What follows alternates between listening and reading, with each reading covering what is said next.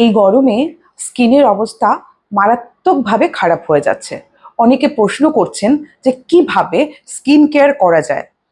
দেখুন, প্রথম কথা, এই গরমে যখনই আমরা ক্রিম অ্যাপ্লাই করছি আমাদের স্কিন ঘেমে যাচ্ছে এবং ব্রণও বেরোচ্ছে।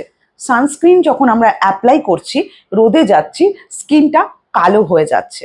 কিন্তু তাই বলে আমরা যদি এই সানস্ক্রিন বা ময়শ্চারাইজার অ্যাপ্লাই না করি তাহলে স্কিনের কিন্তু দফা রফা।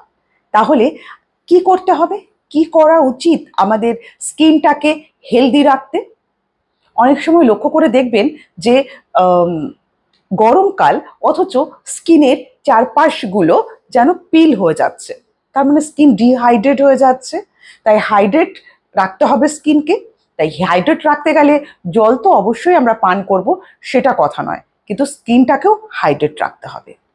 আপনারা একটা কাজ করতে পারেন, প্রত্যেকের ঘরেই দুধ থাকে, প্রত্যেকেই ঘরেই এই সময় দই থাকে।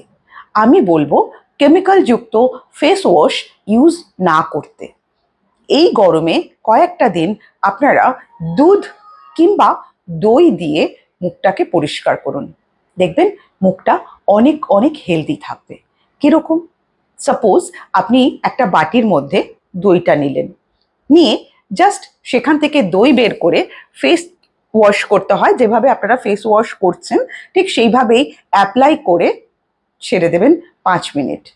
তারপর আবার নর্মাল জল দিয়েই মুখটাকে ধুয়ে ফেলবেন। দেখবেন স্কিন পুরো ক্লিয়ার হয়ে যাবে, আর ময়লা সমস্ত কিছু বেরিয়ে যাবে, আর স্কিন থাকবে হাইড্রেট। কারণ দুধ খুব ভালোভাবে স্কিন থেকে ময়লা বার করতে সাহায্য করে। এর যদি দই না থাকে তখন আপনারা দুধ অ্যাপ্লাই করতে পারেন। একইভাবে স্কিন হাইড্রেট থাকবে এবং অত্যন্ত কি বলবো, স্কিনটা সফট হয়ে যাবে, পিল হবে না। হ্যাঁ, আর আমাদের যে আর বিশেষ করে রাত্রেবেলায় যখন আপনি শুতে যাচ্ছেন সেই সময়টা এই ফেস ওয়াশ করে শোবেন, দুধ দিয়ে বা দই দিয়ে, অনেকটা উপকার পাবেন। আর ময়শ্চারাইজার তো অবশ্যই ইউজ করতে হবে, টোনার অ্যাপ্লাই করতে হবে। টোনারটা যদি না থাকে, গোলাপ জল, আমি বহুবার বলেছি গোলাপ জল অ্যাপ্লাই করতে পারেন, তারপরে ময়শ্চারাইজার।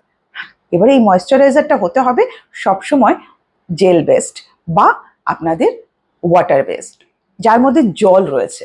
আমি যেগুলো হোমমেড ক্রিম বলি সেগুলো আপনারা ব্যবহার করতে পারেন। হ্যাঁ, যারা বাইরে যান তাদেরকে অবশ্যই ময়শ্চারাইজার, সানস্ক্রিন ব্যবহার করতে হবে যেগুলো মার্কেটে পাওয়া যায়।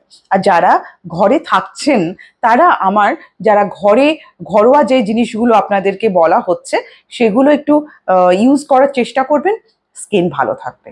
কারণ আমরা মেইনস্ট্রিম লা এসেনশিয়ালস চাই আপনারা সকলে ভালো থাকুন, নিজেরা ভালো থাকবো, অন্যকে ভালো রাখবো। তাই আপনারা চেষ্টা করুন এই পদ্ধতিতে স্কিন পরিষ্কার করার, স্কিন ভালো থাকবে। আজকের ভিডিওতে এই পর্যন্তই, আগামী ভিডিওতে আবারও দেখা হচ্ছে। নমস্কার।